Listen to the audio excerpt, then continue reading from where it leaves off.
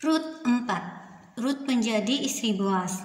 Boas telah pergi ke pintu gerbang dan duduk di sana. Kebetulan lewatlah penebus yang disebutkan Boas itu. Lalu berkatalah Boas, "Hai saudara, datanglah dahulu kemari. Duduklah di sini." Maka datanglah ia lalu duduk. Kemudian dipilihnyalah 10 orang dari para tua-tua kota itu dan berkata, "Duduklah kamu di sini."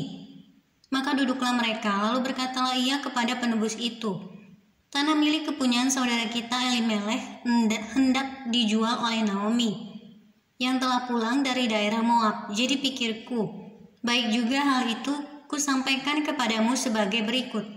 Belilah tanah itu di depan orang-orang yang duduk di sini dan di depan para tua-tua bangsa kita. Jika engkau mau menebusnya, tebuslah.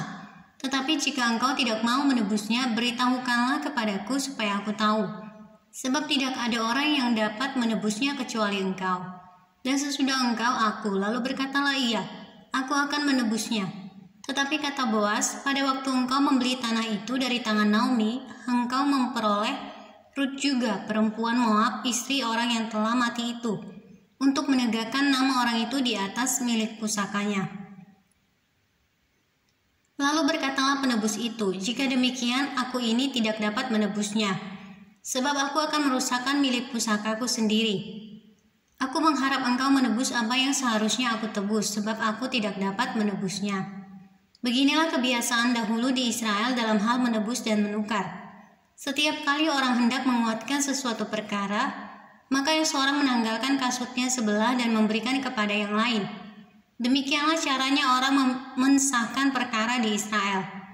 Lalu penebus itu berkata kepada Boas, "Engkau saja yang membelinya." Dan ditanggalkannya lah kasutnya. Kemudian berkatalah Boas kepada para tua-tua dan kepada semua orang di situ, "Kamulah pada hari ini menjadi saksi bahwa segala milik Elimelech dan segala milik Kilion dan Mahlon aku beli dari tangan Naomi. Juga Rut perempuan Moab itu, istri Mahlon, aku peroleh menjadi istriku untuk menegakkan nama orang yang telah mati itu di atas milik pusakanya.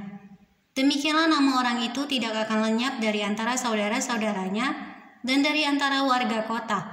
Kamulah pada hari ini menjadi saksi." Dan seluruh orang banyak yang hadir di pintu gerbang dan para tua-tua berkata, "Kamilah menjadi saksi. Tuhan kiranya membuat perempuan yang akan masuk ke rumahmu itu sama seperti Rahel dan Leah, yang keduanya telah membangunkan umat Israel.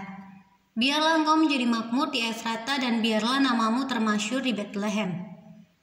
Keturunanmu kiranya menjadi seperti keturunan Peres yang dilahirkan Tamar bagi Yehuda, oleh karena anak-anak yang akan diberikan Tuhan kepadamu dari perempuan muda ini." Lalu Boas mengambil Rut dan perempuan itu menjadi istrinya dan dihampirinya lah dia. Maka atas karunia Tuhan perempuan itu mengandung, lalu melahirkan seorang anak laki-laki. Sebab itu perempuan-perempuan berkata kepada Naomi, "Terpujilah Tuhan yang telah rela menolong engkau pada hari ini dengan seorang penebus. Termasyhurlah kiranya nama anak itu di Israel. Dan dialah yang akan menyegarkan jiwamu dan memelihara engkau pada waktu rambutmu telah putih. Sebab menantumu yang mengasihi engkau telah melahirkannya, perempuan yang lebih berharga bagimu dari 7 anak laki-laki." Dan Naomi mengambil anak itu serta meletakkannya pada pangkuannya dan dialah yang mengasuhnya.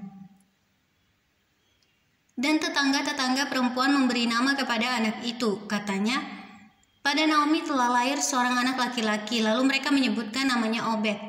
Dialah ayah Isai, ayah Daud.